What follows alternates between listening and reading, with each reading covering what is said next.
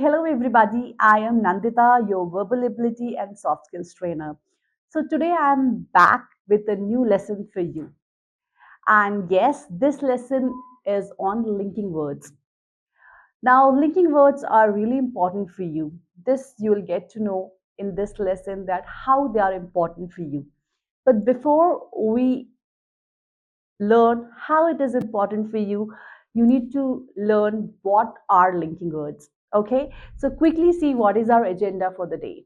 Okay, so our learning objective for the day is that if you are going to stay with me till the end of this lesson, then you will get to know that how to add extra information when you are talking to somebody. Okay, and next you will get to know what are the tips that you can use whenever you fall short of words or short of ideas. Next, of course, by using everything, you will get to know how to become fluent in English. So, without wasting much time, let's get started. All right. So, what are linking words? Well, linking words are also known as connectors. They are also called as cohesive devices. When you study about IELTS, PT, you study the term cohesive devices.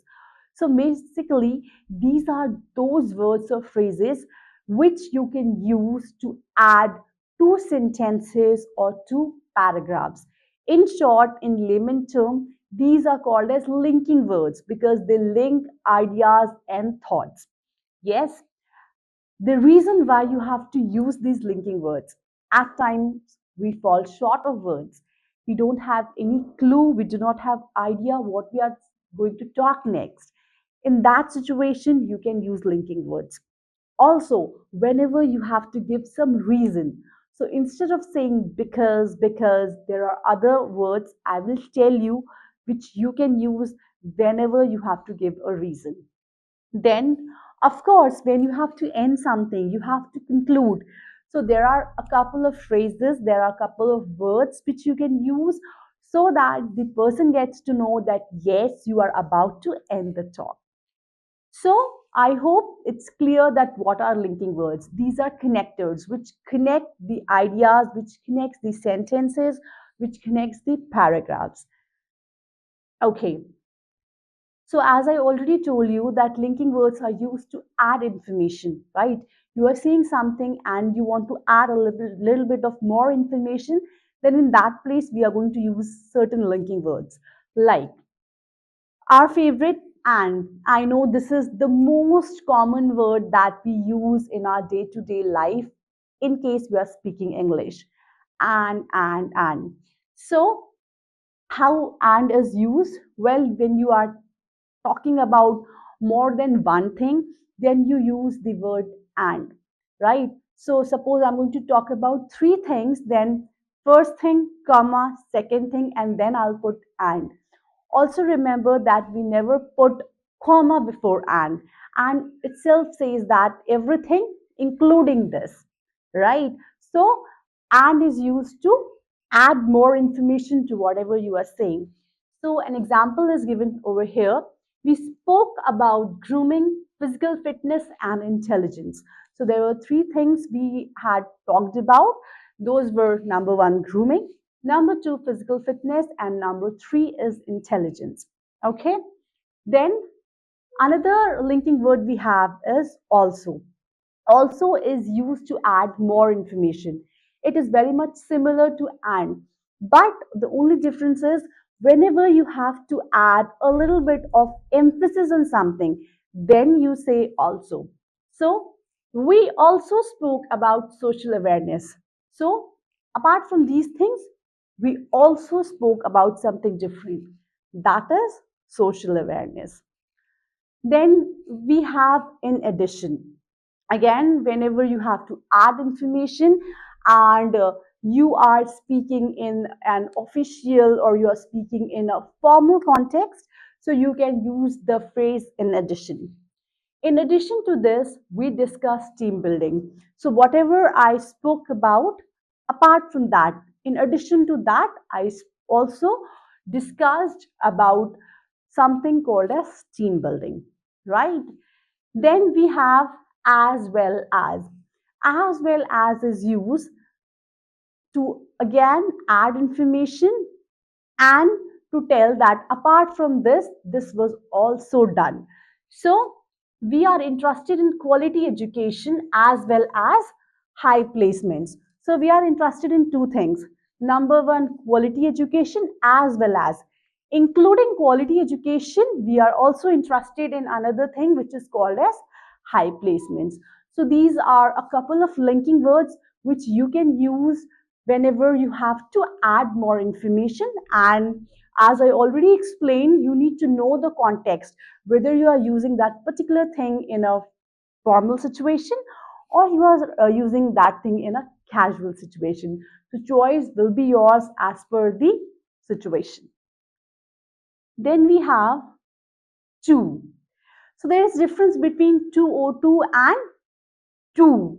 This two is when you are adding information. So, for example, I too was concerned about the less strength in the class, which means I was also concerned about the less strength in the class.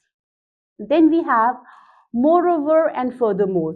So, moreover and furthermore, why I have put a slash over here is because they play the similar role. We can use moreover or furthermore in the same sentence. Like it is our choice whether we want to use moreover or furthermore, but we are using when we have to add more information, right? So, eating junk food is unhealthy. Moreover, I'm putting emphasis on it. Moreover, you get prone to many diseases. So, not only eating food is unhealthy, but you become prone to a couple of diseases. So, this is the purpose of moreover and furthermore. So, all these phrases that I have told you, all these linking words that I have told you were for adding information. Now, let's move further. Okay, now, as I told you, there are linking words to add information. In the similar manner, there are linking words which are used to express opposite ideas or contrasting ideas. So we need to know them as well because it's not that we are always going to add information, but there will be time when somebody said something and maybe I am not agreeing to that. I am going to say something contrasting. So, what kind of phrase at that point I'm supposed to say or use? Number one, in contrast. So, contrast means opposite. So, when we say like you are wearing contrast dress, means black and white or something which is opposite. So, in contrast, let's see how to use this phrase. I'm health conscious. In contrast, I crave for tasty food. Now, two situations are there. At one point, I am health conscious, but at the other hand, I also crave for tasty food. Yes, I do. So, when you have this kind of situation, then you are supposed to use the phrase in contrast. Next, we have however. However is a replacement of but.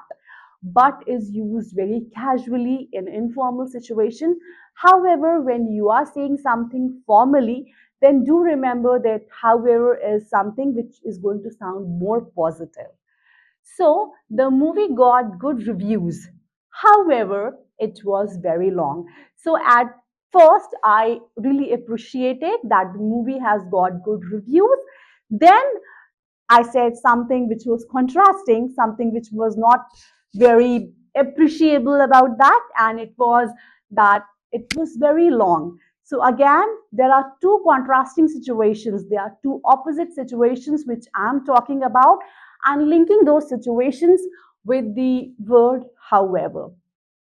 Next we have is yet. Now, yet is also something which is used in opposite situations, which is used to talk about opposite or different things. So let's see. It was an informative session, yet I could not grasp much. So oftentimes, I'm sure it might happen with you as well that you are a part of a seminar and the seminar is really informative. The speaker is giving you lots of good things to ponder on, but you feel boredom. you feel drowsy. So in that situation, you can use, or in such kind of situations, you can say that, that was very nice. It was an informative session, but, or you can say, yet I could not grasp much. Yes. So these are three phrases which you can use in situations which calls for contrasting situations, right? Or maybe opposite ideas. All right. Now, it's very important to know that what are the phrases you can use to end a talk, to conclude a talk, because that is really important. Oftentimes, the listener is not able to understand whether you are still willing to speak more or you are just willing to end the conversation here. So, I am going to give the hint, or you are going to give the hint to the listener that yes sir or yes ma'am, now I'm about to end the conversation. So these are hinting phrases which gives the hint to the listener that yes, or to the reader that now it's the end. So number one, all in all, I want to say it was a fantastic trip to remember. So after all the considerations, after listening to all the pros and cons, after listening to everybody's view, or after all, after calculating everything, I come to this conclusion that all in all, I want to say it was a fantastic trip. Okay, so this is something which you can use in a casual environment. Then, to sum up, now this sounds quite formal. So, whenever you are in a formal meeting or you're presenting a report, you can simply say, to sum up, I would say that the course is good to invest the money on. So, maybe you are giving a review on something. So, you can say, to sum up, I can simply say that the course is good to invest the money on, right? Next, we have by and large. By and large is again after all the considerations, after thinking about everything, after considering all the aspects, you are using this by and large. Horror movies have become extremely predictable. By and large, after seeing a lot of movies, after considering a lot of horror movies, you come to this conclusion that horror movies have become quite predictable. So, yes, these are the linking phrases which you can use to conclude a talk. So, this brings me to the end of this lesson. And I hope that the lesson was informative to you people. You people have learned a lot from this. And learning is not enough. You have to make your learning into practice. You can only and only become fluent in speaking English once you start practicing. So do practice, start using these phrases, and I'm pretty sure that you will not fall off words or ideas. With this, thank you so much, and I'm going to come up with new lesson for you. Thank you. Take care.